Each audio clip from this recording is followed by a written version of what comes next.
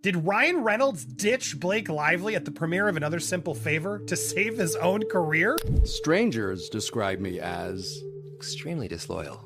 That's so gross and weird and manipulative. Welcome to CB Rush, your ultimate destination for all things bold, messy, and unapologetically Hollywood. Before we dive into the latest chaos, make sure to smash that subscribe button. Trust me, you don't want to miss what's coming, because Ryan Reynolds, he knew exactly what was at stake. Stick around too long, and he'd be the next victim of Blake Lively's rapidly unraveling Hollywood downfall. Ryan and Blake both now realize if their careers are to survive, they cannot be involved in the same projects because everything will be heavily... Where was Ryan Reynolds? That was the million-dollar question on everyone's mind when Blake stepped onto the red carpet solo, flashing that polished, camera-ready smile like everything was perfectly under control. But let's be honest, nothing about the situation was fine. This was supposed to be her moment, the big premiere of Another Simple Favor. But instead of the spotlight shining solely on her, all anyone could focus on was the glaring, unmistakable absence of one very important figure, the Ryan Reynolds-shaped hole standing right next to her. And suddenly, the story wasn't about the movie anymore. It was about what was missing. Insiders are spilling on the real reason why Ryan Reynolds left Blake Lively alone on the red carpet amid the Anna Kendrick beef, and it's all about... No red carpet cuddles. No hand-holding, no power couple energy in sight, and please, don't try the he was busy excuse. This is the guy who finds time to buy soccer teams, prank his celebrity friends, and drop unhinged Instagram stories for fun.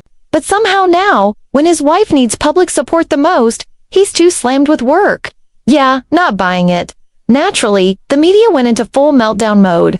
Was this some genius PR tactic, or were we all watching a very real marital breakdown unfold on live TV? Turns out, it was a bit of both. According to a Daily Mail insider, Ryan and Blake had already made the call. If they wanted to save their individual careers, they had to stop appearing together. That SNL event, it wasn't just a nostalgic comedy night, it was a litmus test.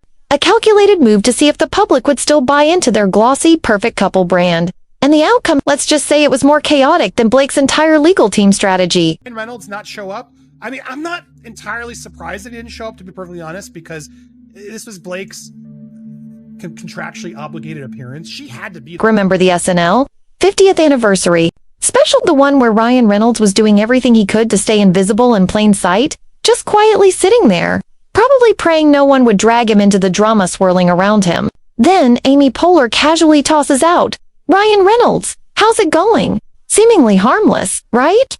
But his immediate knee-jerk response, "Why? What have you heard?" Yeah, that wasn't just a joke. That was a man who knew exactly how bad the headlines were and was bracing for the next bomb to drop. Hey, Ryan Reynolds! Hey! Ryan Reynolds, how's it going? Great.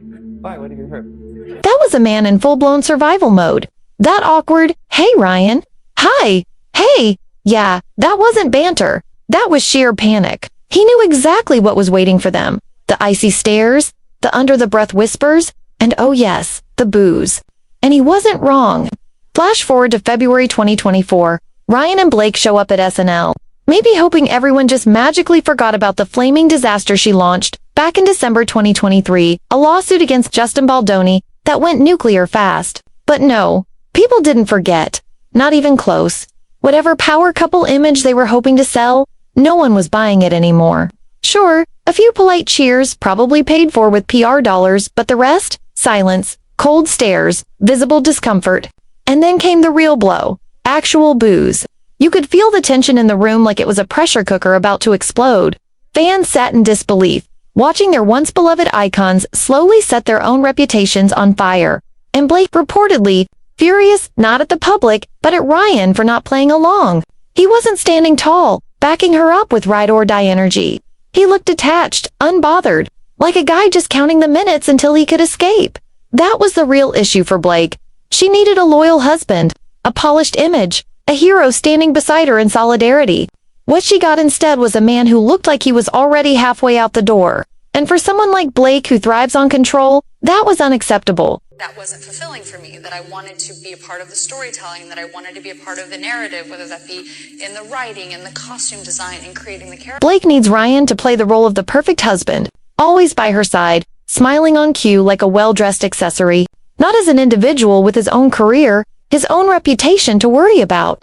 And after that night, she reportedly went into full-blown damage control mode.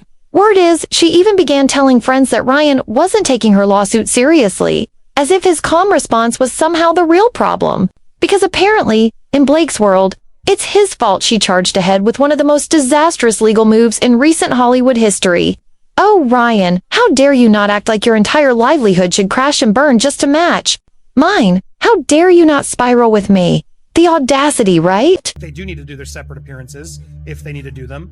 Ryan, really, it's about protecting their separate incomes, the source explained. Blake is unsure about the future of her career because of the backlash she has received. She does not want to have a family with no income, and she knows that Ryan's career has so far survived the fall. Here's where it gets really interesting.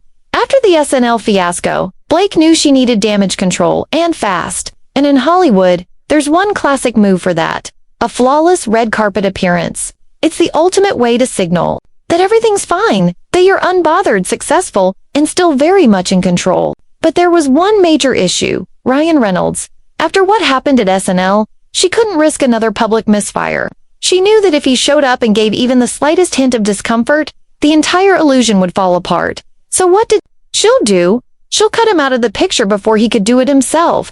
Blake chose to walk that red carpet alone, banking on the public thinking, oh, Ryan must just be tied up with work, rather than seeing the truth. She was trying to protect her image at all costs. I wasn't that surprised that Ryan wasn't there. It wasn't his movie. It was weird that Ryan was there and it ends with us. If he shows up to every one of her movies that has nothing to do with, I think it would be a worse reaction. Rather than people thinking, wow, maybe he's avoiding this on purpose, Blake was counting on the public assuming Ryan was just tied up with work. And honestly, that's exactly how Ryan wanted it to look. According to the Daily Mail, he had already started rethinking his entire public connection to Blake, realizing just how much this spiraling scandal was tarnishing his image. And she knows that Ryan's career has so far survived the fallout. I would agree with that. It has. He's still going to be Deadpool. He's not going to lose gigs. I do think Blake will have a tougher time getting... Think about it. We're talking about Ryan freaking Reynolds here. The guy built his entire brand on charm, humor, and staying far away from controversy. He's the definition of a Hollywood golden boy, clean, marketable, and universally liked. And now he's caught in the middle of a scandal. That's snowballing fast. Blake is out here torching industry relationships and tossing around serious accusations like party favors, while Ryan's likely sitting back thinking, yeah, I'm not letting my career go up in smoke for this. And let's not forget the biggest motivator of all, money. Ryan Reynolds knows how to protect his empire.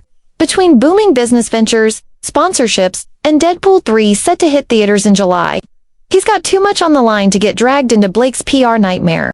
He's not just a movie star, he's a brand, a multi-million-dollar machine. No way he's letting someone else's chaos put that at risk. Meanwhile, Blake is spiraling. She knows her footing in Hollywood isn't nearly as solid. Insiders say she's panicking behind the scenes, terrified that the lawsuit's fallout could get her blacklisted for good. Let's be honest, she hasn't been delivering box office gold lately. Her appeal has always hinged on that polished, wholesome America's sweetheart image. But once that cracks, what's left?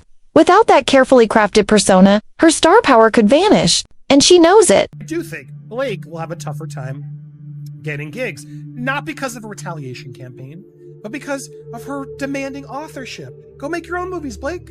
Go make your own movie. You have the funds, the support, apparently. You have Hollywood friends who have your back. Exactly. And that's why insiders say Blake has been pressuring Ryan to publicly show his support. She wants Hollywood to believe she still holds sway, that she still has influence, credibility, and control. But Ryan isn't buying it. He's already witnessed firsthand what happens to anyone who stays too close to Blake when things fall apart. Just look at Justin Baldoni, an accomplished director who went from respected to villainized overnight, all because he wouldn't play along with her demands. And Ryan, he's too smart to let the same thing happen to him. He knows Blake's sinking fast, and he's not about to get dragged down with her. That's why his absence at the film premiere makes perfect sense. This isn't just a missed red carpet. This is a calculated step back. He's distancing himself from the disaster before it gets any worse. And the most telling part? Blake knows it. That's why she's scrambling to shape the story, putting on a show of being the strong, independent woman who doesn't need him, when deep down, she needs him now more than ever. Because let's be honest, the truth is hard to miss. Ryan Reynolds didn't just skip an event. He saw the storm brewing and got out ahead of it.